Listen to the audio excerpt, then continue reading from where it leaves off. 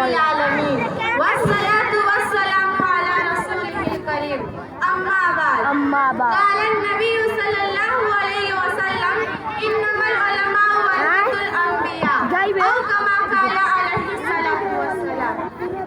काबिल सद्र एहतराम मुअज़्ज़ज़ मेहमानाने कराम, जमीए साथी से इकराम और मेरी माँ और बहनों और हम स्कूलिए तालिबात, अस्सलामु अलैकुम व रहमतुल्लाहि व बरकातुहू।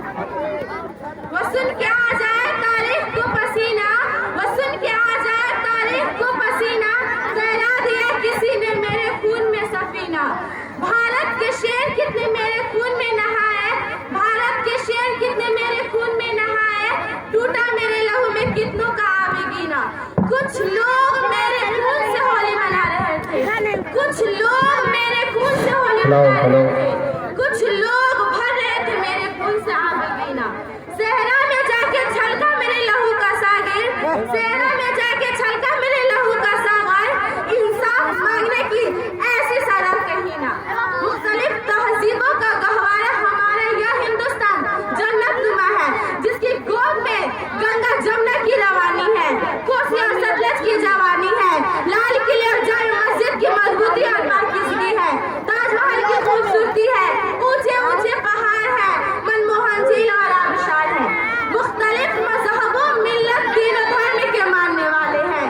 कोई एक खुदा परमेश्वर की इबादत करता है तो कोई सैकड़ों देवी देवताओं के आगे सर झुकाता है, कोई पत्थरों को पूजता है तो कोई दरख्तों के आगे अपना सर तस्लीम खम करता है, कोई गौ माता कहकर उसे भगवान का दर्जा देता है तो कोई फोटो और तस्वीर के सामने अपने हृदय को शांति पहुंचाता है। इसी धरती ने जहां बड़े बड़े बापुओं को जन्म दिया, वहीं हजारों तारीख साज उलमा सोलहा उबाद सुहाग की परवरिश पैदा की है।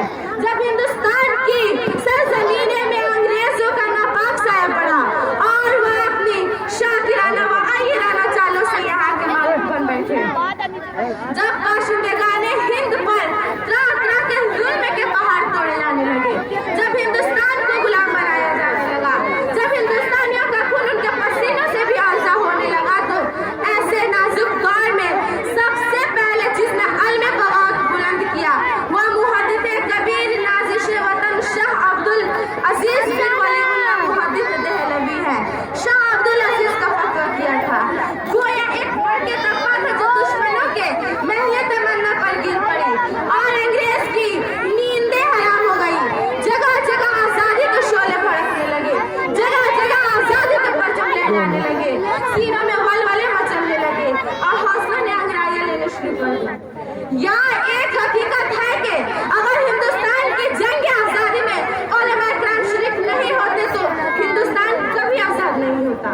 अगर ये सरखेले आजादी न होती तो तहरीक आजादी न चलती, तहरीक बलाकोट न चलती, तहरीक खिलाफत न चलती, हिंदुस्तान छोड़ो तहरीक न चलती, मुकद्दमा वहाँ बयान न चलता, अम्बाला साजिश केस न बनता।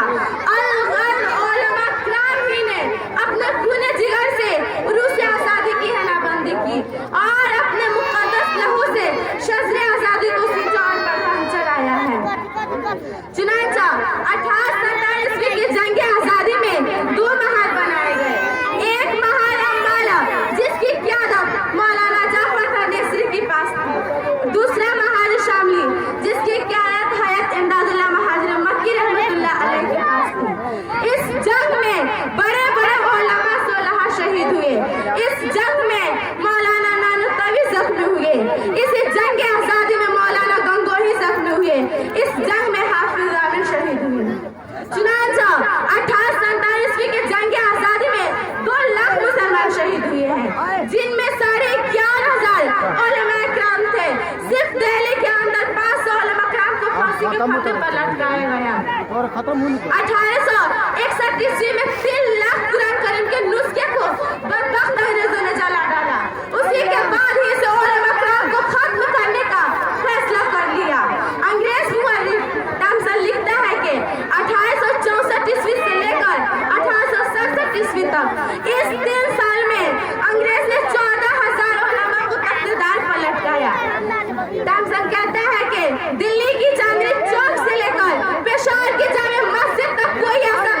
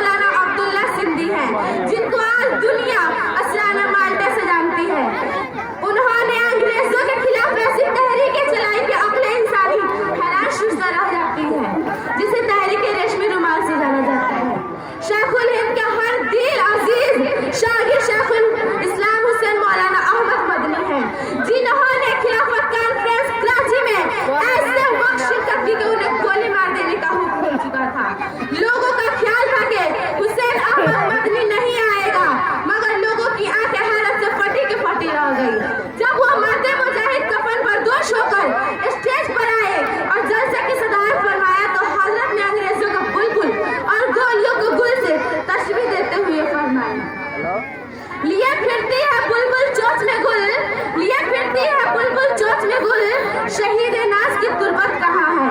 हजरत ने ये शेर पढ़ा तो लोग जोश में आधे घंटे तक मसलसल नारे लगाए और फिर उलमा की कुर्बानी और अपने एक फतवे जानिब की इशारे करते हुए अंग्रेज को मुखातिब करके फरमाया, खिलाना समझकर न बर्बाद करना, कि खिलाना समझकर न बर्बाद करना, कि हम भी किसी के बनाए हुए हैं। तिरंगे के फौजों में हुर्मत के फतवे, तिरंगे के फौजों में हुर्मत के फतवे सरेदार चढ़ के भी गाए हुए हैं। वो शजरे